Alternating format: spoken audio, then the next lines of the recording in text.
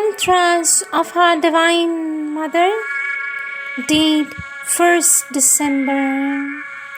Our Divine Mother says, in failure as well as in success, the Divine's grace is always there.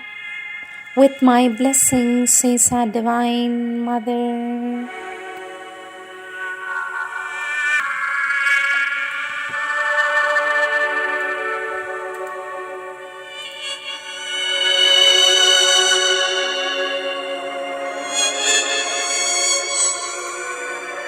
New topic: the Supreme Discovery, Traveling the Path, written by our Divine Mother. First topic under that: discover the Divine, traveling the path alone. Our Divine Mother says the goal is known to some extent, for most of those who have reached it have described it more or less clearly. But the supreme value of the discovery lies in its spontaneity, its ingenuousness, and that escapes all ordinary mental laws. And that is why anyone wanting to take up the adventure usually first seeks out some person who has successfully undertaken it and is able to sustain him and enlighten him on his way. Yet there are some solitary travelers, and for them a few general indications may be useful, says our Divine Mother. The starting point, says our Divine Mother, the starting point is to seek in yourself that which is independent of the body and the circumstances of life, which is not born of the mental formation that you have been given, the language you speak, the habits and customs of the environment in which you live, the country where you are born, or the age to which you belong. You must find in the depths of your being that which carries in it a sense of universality, limitless expansion, unbroken continuity. Then you decentralize, extend and widen yourself.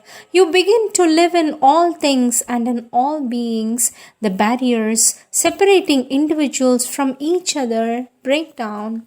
You think in their thoughts, vibrate in their sensations, feel in their feelings, live in the life of all. Our Divine Mother says, what seemed inert suddenly becomes full of life. Stones quicken, plants feel and will and suffer. Animals speak in a language more or less inarticulate but clear and expressive. Everything is animated by a marvelous consciousness without time or light, and this is the only aspect of the psychic realization. There are others, many others, all help you to go beyond the barriers of your egoism, the walls of your external personality, the impotence of your reactions, and the incapacity of your will.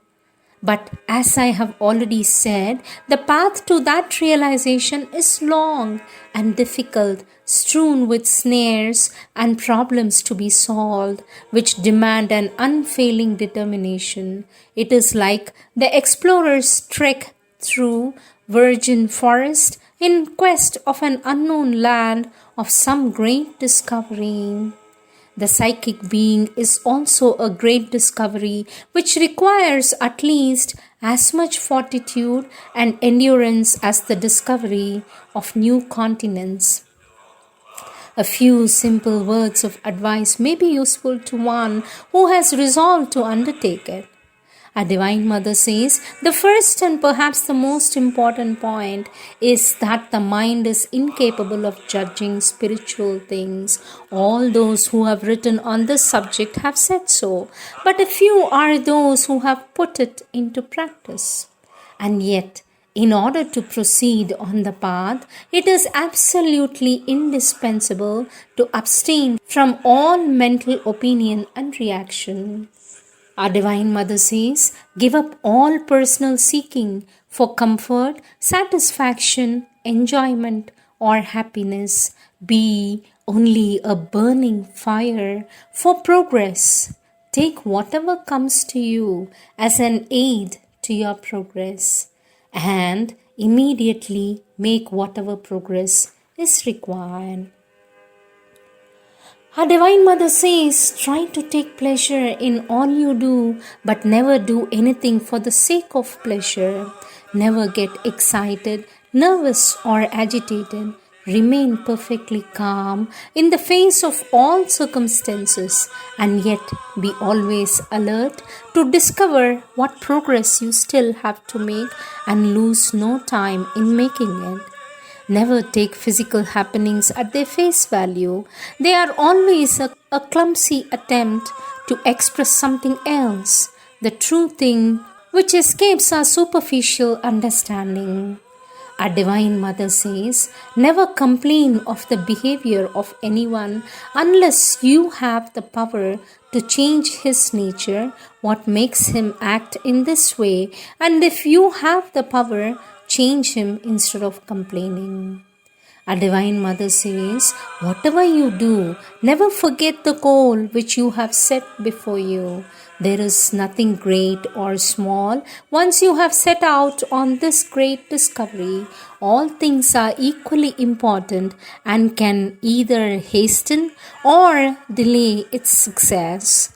Thus, before you eat, concentrate a few seconds in the aspiration that the food you are about to eat may bring your body the substance it needs to serve as a solid basis for your effort towards the great discovery and give it the energy for persistence and perseverance in the effort. Our Divine Mother says, before you go to sleep, concentrate a few seconds in the aspiration that the sleep may restore your fatigued nerves, bring calm and quietness to your brain so that on waking you may, with renewed vigor, begin again your journey on the path of the great discovery. Before you act, concentrate in the will that your action may help or at least in no way hinder your march forward towards the great discovery. Our Divine Mother says, when you speak, before the words come out of your mouth, concentrate just long enough to check your words and allow only those that are absolutely necessary to pass, only those that are not in any way harmful to your progress on the path of the great discovery. Our Divine Mother says, to sum up, never forget the purpose and goal of your life. The will for the great discovery should be always there above you, above what you do and what you are, like a huge bird of light dominating all moments of your being. Our Divine Mother says, before the untiring persistence of your effort, an inner door will suddenly open and you will emerge into a dazzling splendor that will bring you the certitude of immortality, the concrete experience that you have always lived and shall always live. These are the words of our Divine Mother.